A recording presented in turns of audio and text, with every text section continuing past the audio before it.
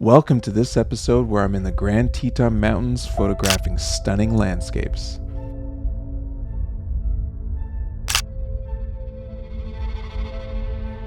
I'll be sharing my practical insights into my camera technique and skills, in popular spots, to unpredictable weather that takes my photography to another level.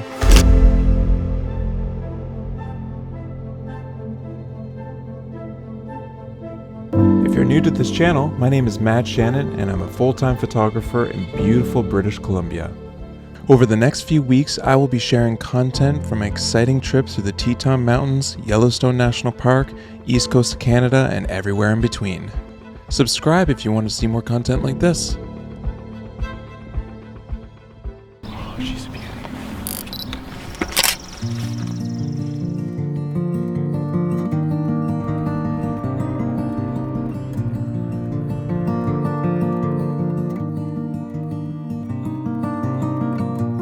We are in Twin Falls and we got a canyon we're just gonna check out. Yeah, we haven't really stopped for many things. We needed to get to the Teton Mountains in like 2 more days or in another day. So this was on the way. Let's take a look, see what there is to see.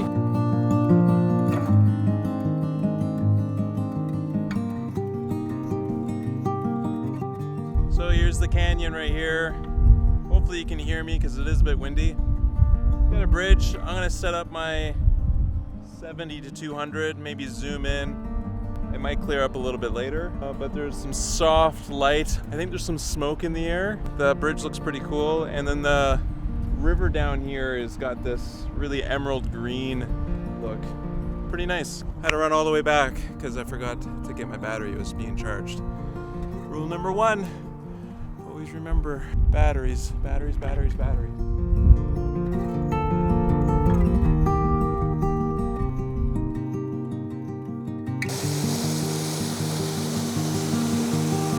The sun is bringing some nice light. Hopefully the clouds and stuff will lighten up a tiny bit. And I don't mind that it's really nice and soft up in the sky because the amount of detail and texture down in the rocks, the bridge, the river, this tree line down here is quite a bit. So I think if the sky was busy too, it would be a very busy image. I got my camera set up on the tripod, mostly so I can stack images. Because I got this kind of a leading line here of all of this volcanic rock, and some of it's quite brown over here. Let's take a look. Really beautiful volcanic rock, or at least it's volcanic. I think it's volcanic because it's got all of these holes. It's kind of porous and it's shaped like a lot of volcanic rock that I've seen. So my camera's set up on the tripod. I'm focusing on the bridge area, kind of like a high f-stop, like f16 or f14. And then I'm focusing on the foreground just to make sure that everything is in focus, just because this rock right here is quite close.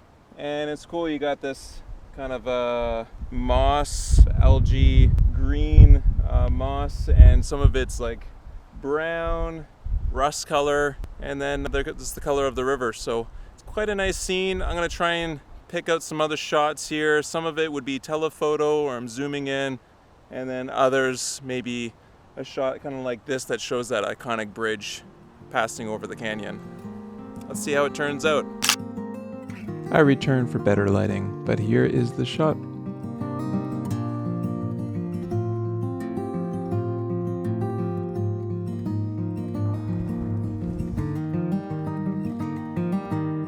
All right, so I only got so much time. The sun is setting, but I'm gonna try and set up a shot where I got these beautiful flowers in the foregrounds, and then it shows some of the rocks and then the canyon way off in the back. So, gotta get cracking.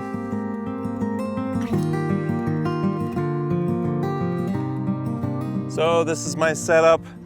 I'm bracketing. You can see it's quite windy. The wind's coming up this way and moving all of the brush with these flowers in the foreground.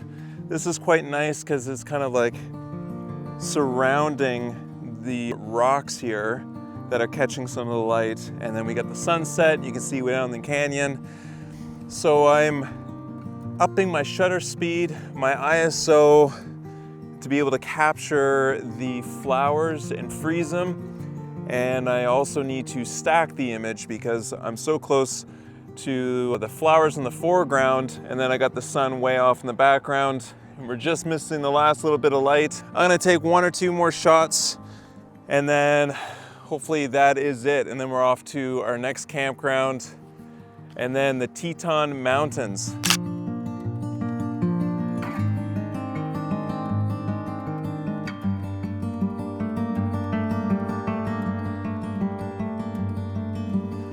There's the Jeep.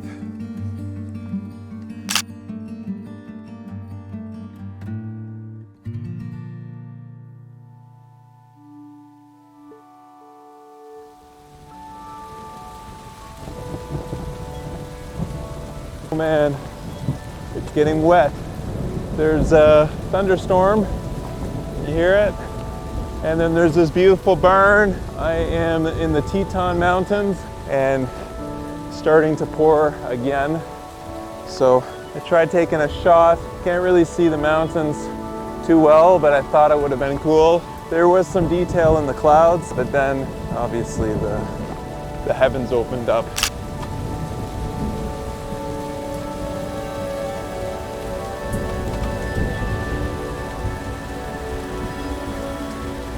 I wanted to get a lightning shot too. Anyways, off to our campground.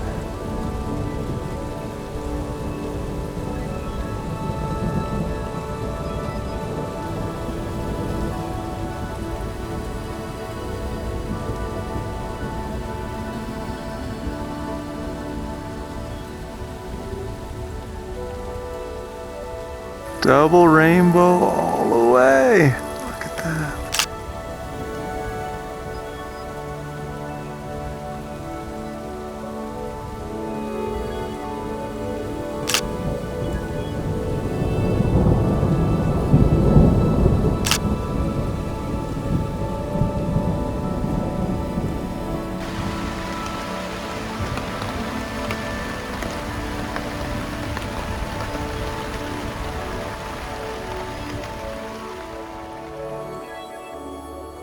Morning everyone.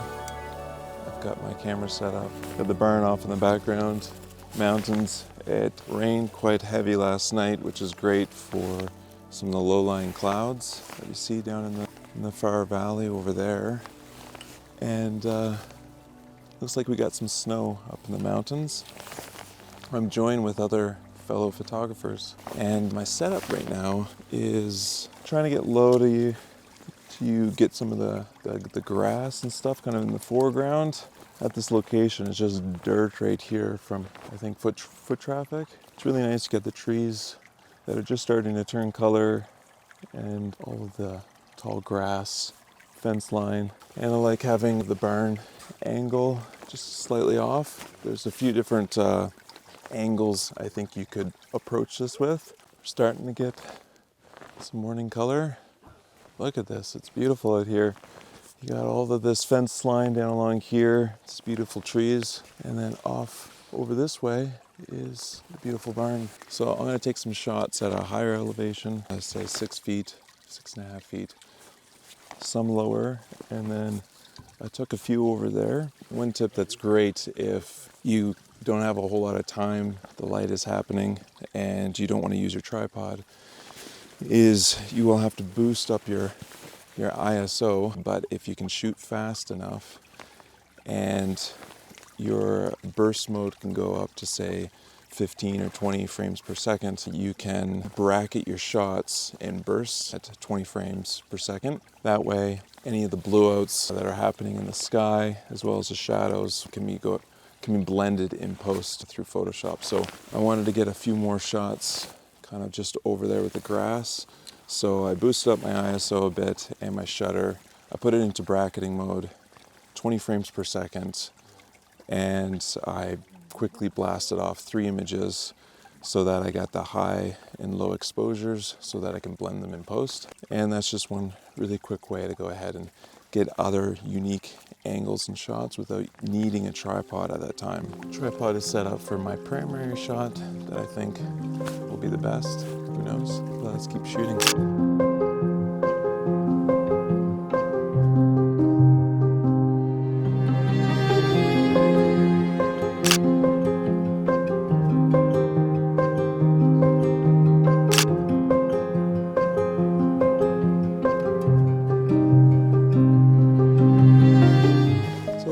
brief, but there's the barn right there. Starting to lose a lot of that soft, beautiful morning light, but I'm gonna keep shooting low, which brings in the grass, covering up kind of all of this mud area that's in here.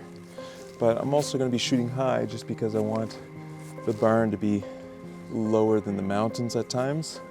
This main peak, I don't want it competing with any of the other peaks, so I'm trying to put it in between some of the mountain peaks. But yeah, I'm just dancing all around. It's bright enough now to be able to shoot at a faster shutter speed. My ISO, I let it float a little bit, and I'm bracketing. So my ISO is around 200 to 400. Sometimes I get up to 600, depending on how much I need to bracket in a shot. But here comes the sun. I'm gonna keep shooting. And can't wait to show you guys what I got.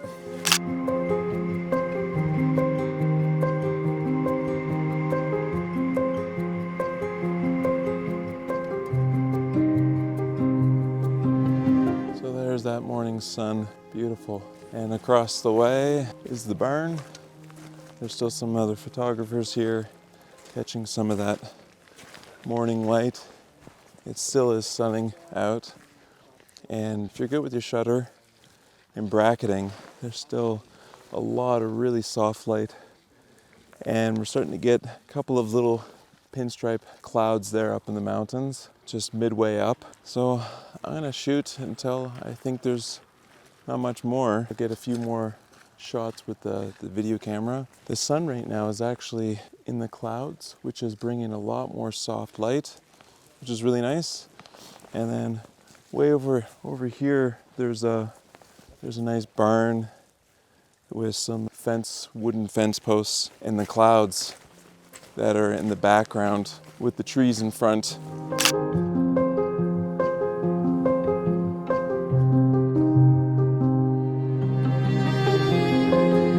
It's quite beautiful, and the sunlight is just so nice. After a big, huge rainstorm last night, this is well worth it. I would have camped through 3 or 4 lightning storms just to get some of these shots. So very happy right now. So how do you take a photo like this and get rid of all the people, make all your adjustments? Well, to get rid of the people, you use AI. I'm sure you can use cloning and spot removal, but AI now just does that so much faster and more efficiently. And here I am removing all the people and doing all of my different updates. And this is the before and after shot. Now, if you want to learn more, I got an episode on AI and spot removal, and I'll put that down in the description below. Here's my last image of this location with full sun. I can't get enough of this place. It's so beautiful. Hi everyone. Got talking with a few other people, and I missed my light.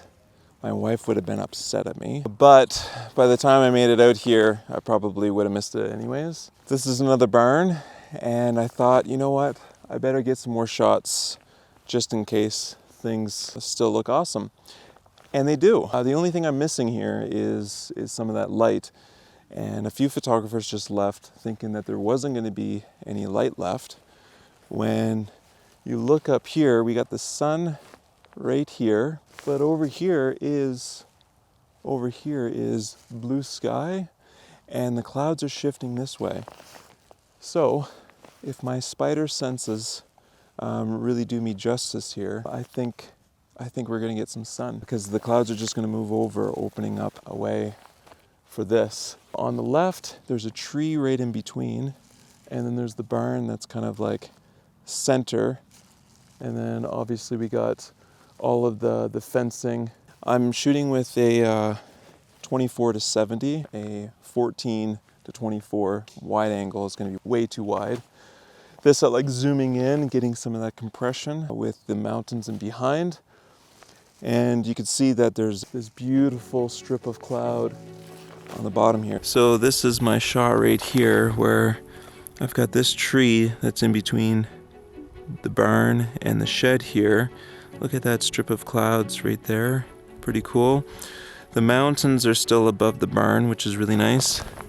I do have a tree over here, but it's just too dominating. It's too big. So I'm gonna zoom in a little bit and just focus on the barn right like this. I might shift this over a tiny bit. I just like that compression, like zooming in.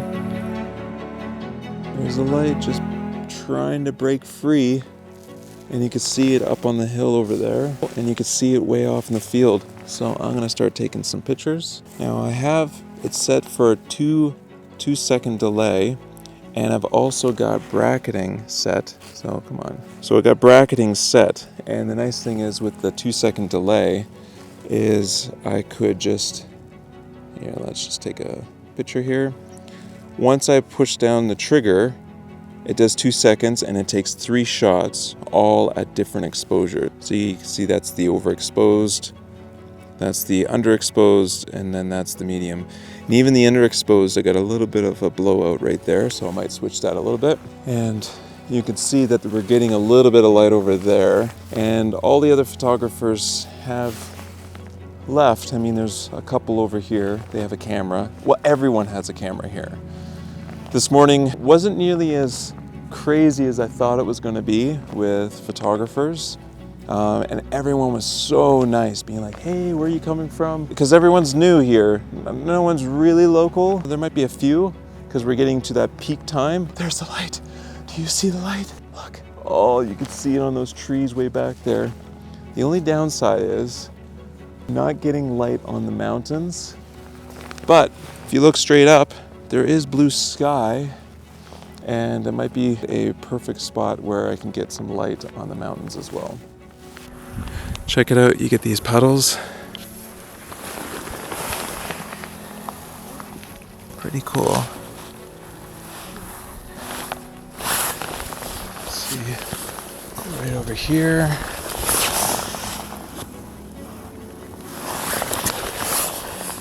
Very cool.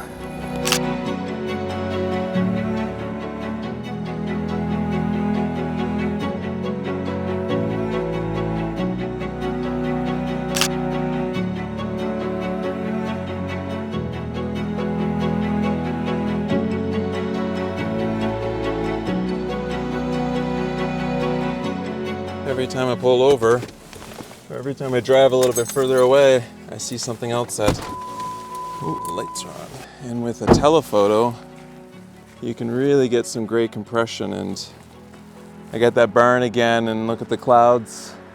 So I might just walk back, switch my lens, and then way over here, I don't know if you could see it. I think my mic unplugged, so you can't hear me right now, but I'm describing the sun and all the different beams. Every once in a while, a valley or an area would just light up, and I took some shots, and this is what I captured.